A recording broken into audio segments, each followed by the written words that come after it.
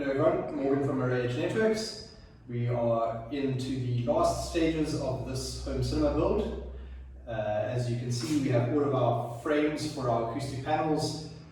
They've been constructed, they've been painted, and they're ready for fabric wrapping. All of our cabling for everything in the room, be it footlights, downlights, LED strip lights, all of our surround speakers, Dolby Atmos speakers, all of our RCA cables for our subwoofers, the front speakers, HDMI cables for the television, control cables for television and Ethernet for the television, our AVR is in the room. We've test fitted the TV to make sure that it fits into our alcove. So we are literally into the very last stages of this project.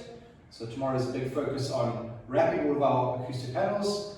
All of our timber construction gets wrapped, and we're just waiting then for the carpets to come in, and we can do our final calibrations, and looking forward to handover in the next few days.